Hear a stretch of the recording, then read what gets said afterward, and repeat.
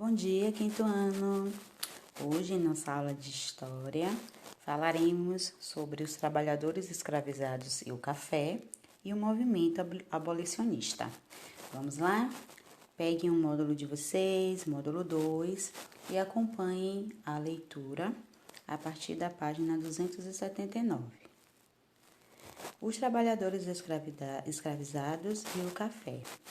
O cultivo do café era realizado em grandes fazendas, principalmente por africanos escravizados. É importante lembrar que o café chegou ao Brasil na segunda década, do século XVIII, em 1727. As primeiras sementes eram originárias da Guiana Francesa. No início, o café era plantado nos morros das regiões próximas da cidade do Rio de Janeiro. Após a experiência do plantio naquele local, expandiu-se até o Vale do Paraíba, onde havia condições mais favoráveis para o seu desenvolvimento. A partir desta região, o plantio do café se estendeu até São Paulo, no Oeste Paulista, Minas Gerais e Espírito Santo. Vamos continuar a leitura? Após uma forte pressão da Inglaterra, em 1850, foi aprovada a Lei Eusébio de Queiroz, que proibiu o tráfico de pessoas escravizadas da África para o Brasil. Alguns anos depois, em 1871, foi aprovada a Lei do Ventre Livre, que concedeu liberdade a todos os filhos de mães escravas nascidos a partir daquela data. Para continuar utilizando pessoas escravizadas em suas fazendas, os cafeicultores passaram a comprá-las em outras regiões do país, principalmente no Nordeste brasileiro. Então, em 1845, o Parlamento Britânico aprovou uma lei que determinava o aprisionamento dos tumbeiros, que eram os navios negreiros, pela Marinha de Guerra Inglesa, e julgamento por um tribunal britânico. O fato repercutiu no Brasil, dando origem à Lei Eusébio de Queiroz, que foi assinada no dia 4 de setembro de 1850. Esta determinava a extinção do tráfico de escravizados para o Brasil e severa punição aos transgressores. Isto não impediu a entrada clandestina de milhares de escravizados após esta lei, Então, após esta lei, na realidade, ocorreu um aumento do comércio interno, embora menos lucrativo devido às altas taxas cobradas no processo de transferência de escravizados, de uma província para outra. O resultado desta lei foi o aumento monetário do escravizado devido à diminuição da oferta do mercado. A partir de 1870, parte da classe média, militares e até alguns fazendeiros do Oeste Paulista começaram a defender o término do sistema escravocrata no Brasil. A luta foi se consolidando devido aos pronunciamentos de militares que participavam da Guerra do Paraguai, as mobilizações da população e a imprensa da época, a exemplo da importante revista Ilustrada.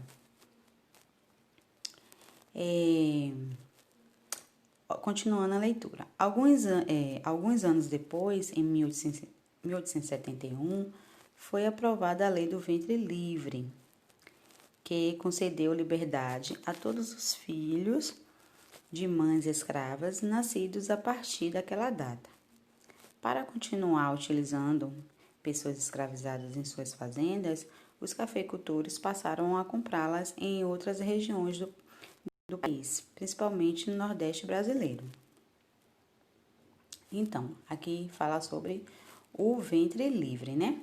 Diante das articulações que se estabeleciam em prol da abolição, o Império assinou em 1871, em 28 de setembro, a Lei Rio Branco, ou Lei do Ventre Livre, que concedia liberdade aos filhos de escravos, nascidos a partir daquela data. As crianças deveriam ser sustentadas pelos proprietários de suas mães até atingirem 8 anos de idade. Após, deveriam prestar serviços gratuitos até os 21 anos, para então tornarem-se livres. Na realidade, né, essas medidas beneficiavam mais ao proprietário em detrimento do próprio escravo, né? A verdade é essa. Os proprietários que eram mais beneficiados do que os escravizados, né? O próprio escravizado.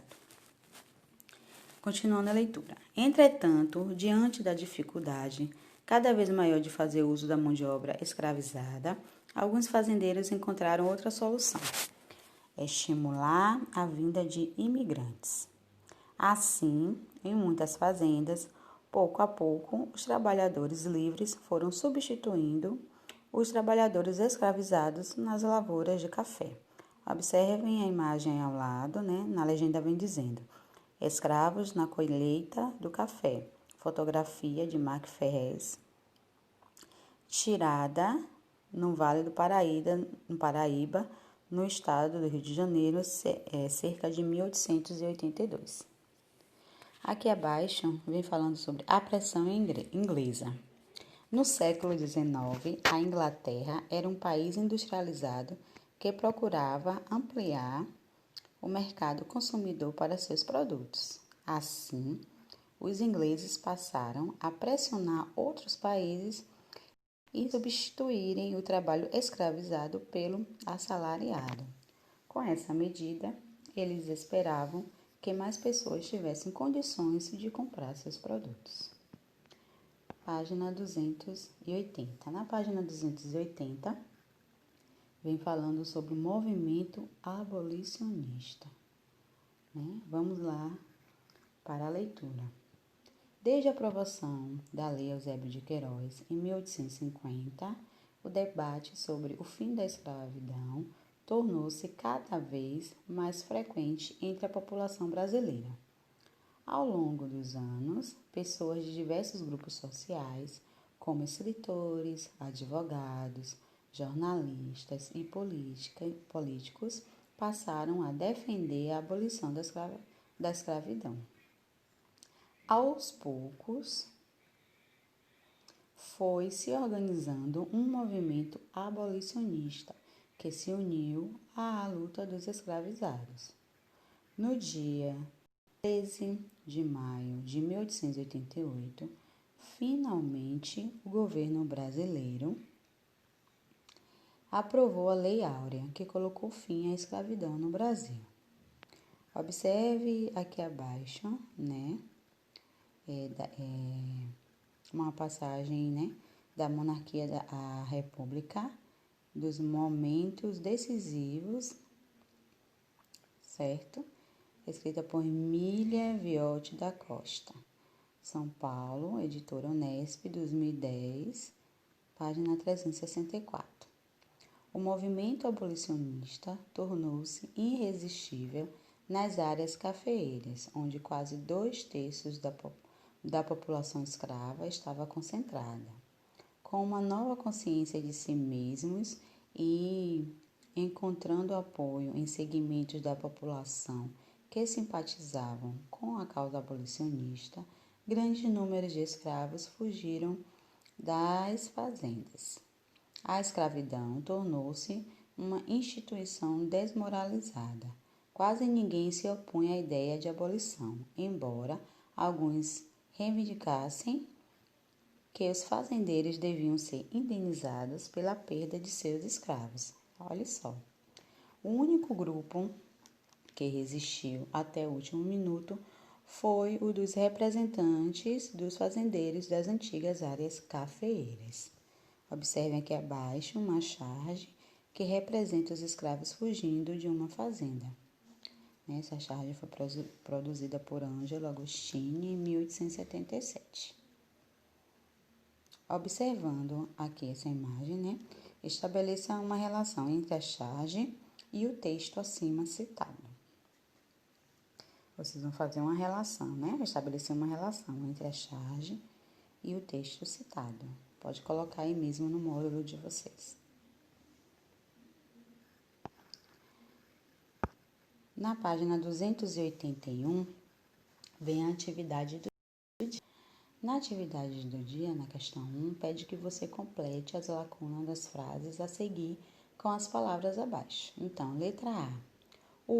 Quem é que reivindicava o fim da escravidão no Brasil? Vai olhar aqui entre as três e colocar aí. Letra B. Pessoas de. Quem é que fazia parte do movimento abolicionista? Vai olhar e colocar aqui. E na letra C, está dizendo, em 1850, a Lei Eusébio de Queiroz proibiu O que foi proibido em 1850, relacionado às pessoas escravizadas da África para o Brasil? Você vai colocar na lacuna. Questão 2. Forme frases com as palavras a seguir. Então, a partir do que foi falado aqui durante a aula, do que vocês têm aí no módulo, vocês vão formar frases com as palavras fazendas, café, escravizados, cafezais, mão de obra e imigrantes, certo? Por hoje é só, é a única atividade do dia de história. Releiam, o texto da página 279 e 280, Se necessário, assistam novamente a videoaula e responda as questões. Beijinhos e até amanhã.